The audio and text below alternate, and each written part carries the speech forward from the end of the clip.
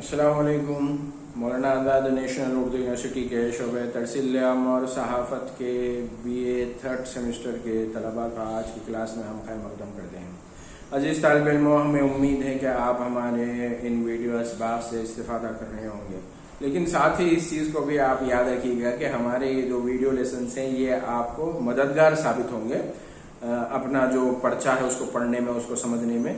साथ ही बहुत जिस तरीके से टीचर की जिम्मेदारी है कि वो आपको ऑनलाइन क्लास ले, या इस तरीके की हम आपकी सहूलत के लिए वीडियो सबक बना रहे हैं, तो आपकी भी ये जिम्मेदारी है कि इन असबाब को अच्छे तरीके से समझने के लिए इसके अलावा भी जो कुछ मवाद आपको मिलता है, और वो तलबा जो ऑनलाइन एक्सेस रखते हैं तो बहुत सारा मवाद अगरचे कि अंग्रेजी में है लेकिन मौजूद है, जिससे आप इस्तिफादा करते हुए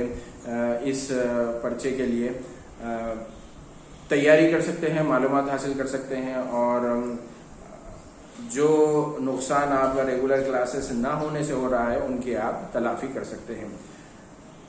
अजीज तालिब इल्मों, हमने पिछली क्लास में अपने इंटरव्यू के हवाले से बात की थी कि इंटरव्यूज भी हमारा जो मीडिया है, हमारे जो अखबारात है, उसका एक लाजमी जुज़ है। और मेरे हिसाब से मैंने ये महसूस किया है कि अपने जो कुछ आज भी सहाफ़त के हवाले से जो तजुर्बा है उसमें कि ख़बरें जो होती हैं, जैसे आप रिपोर्टिंग के लिए जा रहे हैं तो वहाँ पर आपके हाथ बंधे हुए हैं कि अगर हमारे मिनिस्टर जो निर्मला सीतारमण है वो मुल्क की मईशत के हवाले से कुछ बात कर रहे हैं तो उसी मौजू पर वो बात करेंगे, आपको वो कवर करना है।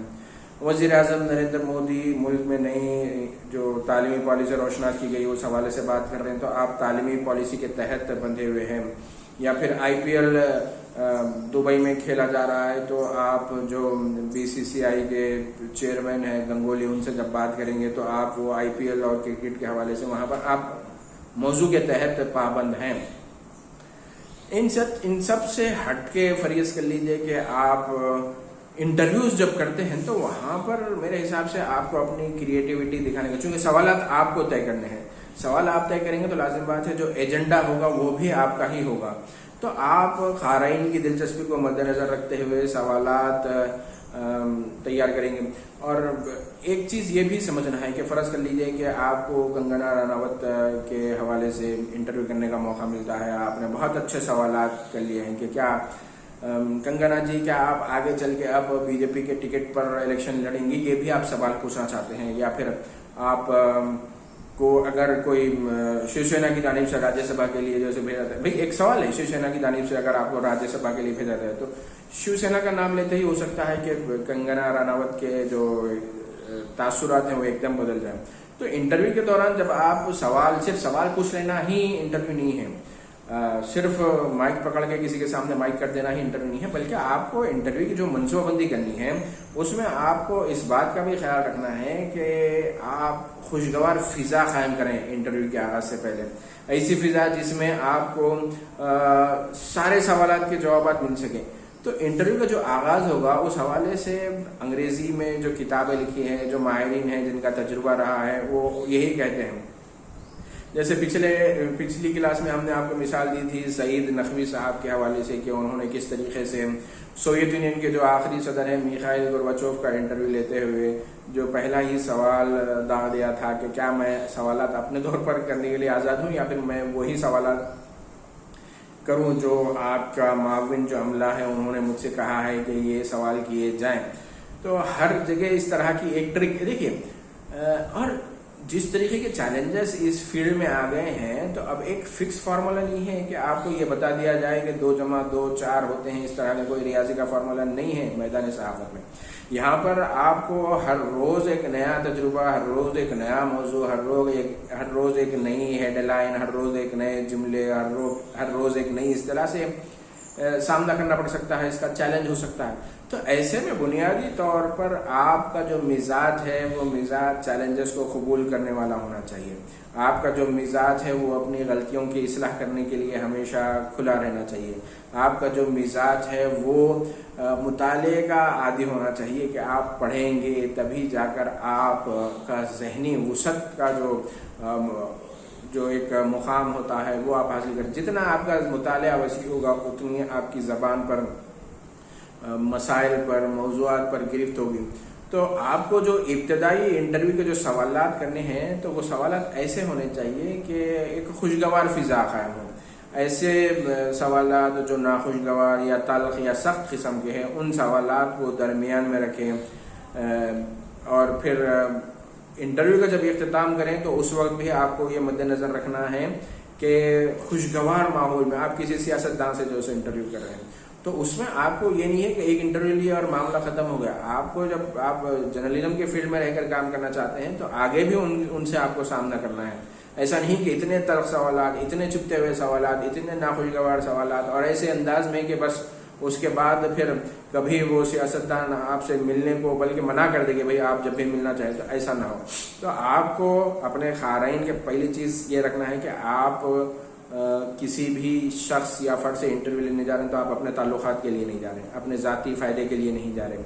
آپ صحافت کی جو ذمہ داری ہے بنیادی طور پر اس ذمہ داری کو پورا کرنے کے لیے جا رہے ہیں. دوسری چیز، آپ کے قارئین کیا پوچھنا چاہتے ہیں، ان کی دلچسپی کیا ہے، کن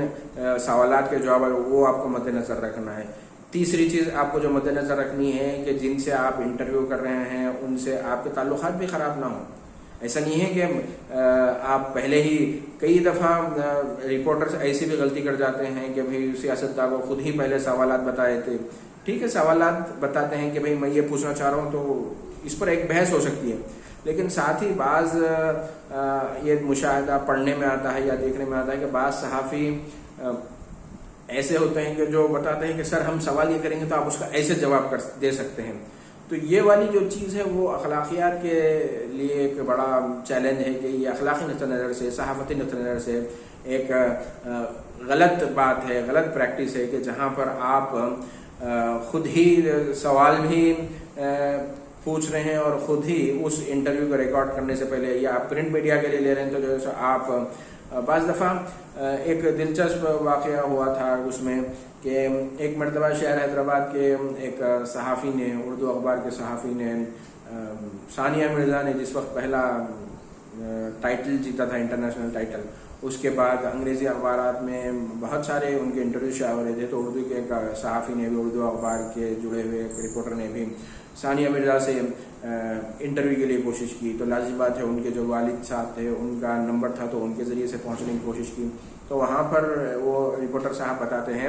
کہ نہ انہیں ثانیہ مرزا کا نمبر ملا، نہ ثانیہ مرزا سے بات کرنے کا موقع ملا. ان کے والد نے کہہ دیا کہ بھئی وہ تو ابھی ٹریول کر کے آئی ہیں، تھکی ہوئی ہیں، تو آپ پوچھ لیجئے مجھ سے ہی سوالات اور پھر لکھ دیجئے کہ بھئی آپ نے ثانیہ مرزا سے انٹرویو کیا ہے. تو وہ رپورٹر صاحب بتاتے ہیں کہ انہوں نے وہ سارے سوالات جو ثانیہ مرزا سے پوچھنے تھے وہ سوالات ان کے والد سے پوچھے اور پھر اس کو اخبار میں ایسے شائع کیا کہ جیسا انہوں نے خود ثانیہ مرزا سے انٹرویو کیا ہے. تو اخلاقی نقطہ نظر سے، صحافتی نقطہ نظر سے یہ ایک غلط بات ہے. تو آپ کو ہمیشہ مد نظر رکھنا ہے کہ انٹرویو کی بھی کچھ اخلاقیات ہوتی ہیں. جیسے خبروں کو کوریج کرنے کے لیے باضابطہ اخلاق ہے جس کی آپ کو پاسداری کرنی ہے. تو چونکہ آپ ایک صحافتی ادارے کے لیے انٹرویو لے رہے ہیں تو آپ کو صحافت کا جو ضابطۂ اخلاق ہے اس کی بھی پاسداری کرنی ضروری ہے. اس میں مطلب آپ کو غیر جانبدار رہنا ہے، بہت زیادہ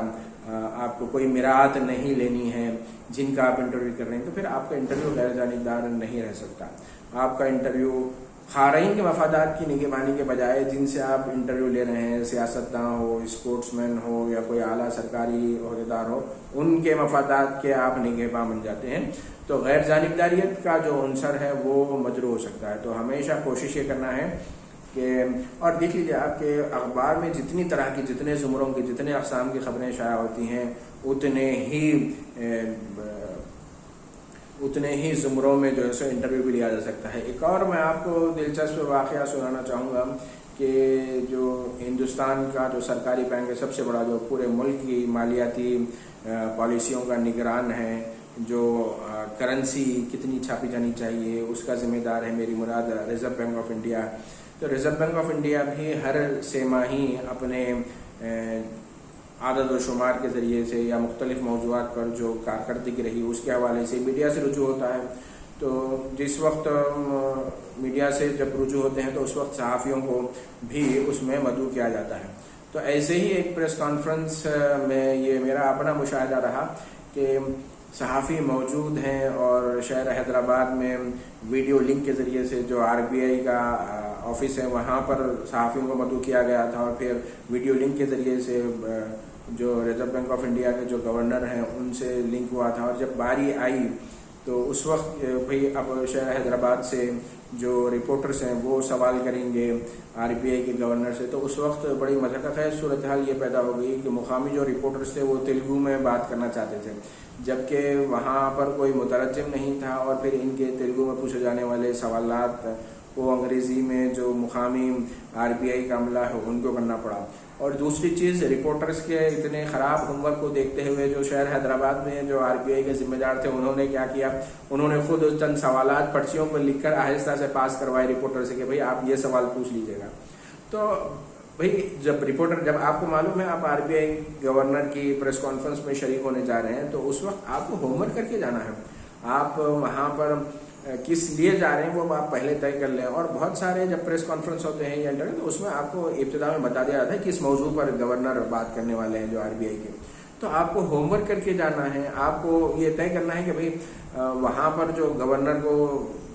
کرسی پر جو بیٹھا شخص ہوگا وہ تیلگو نہیں جانتا، وہ ہندی نہیں جانتا، اگر وہ صرف انگریزی جانتا ہے تو کیا آپ انگریزی میں جو سوال آپ کا تیار ہے نہیں ہے. اس طرح کا یہ آپ ہوم ورک کر کے نہیں جائیں گے تو لازم بات ہے جب وہاں پر آپ کو شرمندگی کا سامنا کرنا پڑ سکتا ہے، یا پھر آپ جس طریقے سے بعض جو تیلگو رپورٹرز کی جو صورتحال ہوئی تھی اس طریقے کا جو مسئلہ آپ کو بھی درپیش ہو سکتا ہے. تو چاہے وہ کوئی کرکٹر ہو، چاہے وہ کوئی فلم اسٹار ہو، چاہے وہ مقامی MLA ہو یا کاؤنسلر ہو، کسی بھی انٹرویو کے لیے آپ بغیر ہوم ورک کر کے نہیں جائیں گے. اور یہ انٹرویو کا موضوع خاص طور پر رپورٹنگ کا جو پرچہ ہے اس میں آپ پڑھیں گے تو یہ بڑا ہی دلچسپ ہوگا. یہاں پر ہم چونکہ ایڈیٹنگ کے حوالے سے زیادہ بات کرنا ہے ہمیں آگے، تو اب ہم یہ دیکھیں گے کہ کوئی ایک رپورٹر جب انٹرویو لے کر پہنچتا ہے تو وہ وہی اپنی ابتدائی اس شخصیت سے پوچھ رہا ہے کہ بھئی آپ اپنے بچپن کے بارے میں بتائیے، آپ پھر کیسے تعلیم حاصل کریں، اس کی زندگی کی پوری جدوجہد، اس کی پوری بایوگرافی اس میں آ رہی ہے. تو اب اخبار میں فرض کر لیجیے کہ 15 سوالات پوچھے ہیں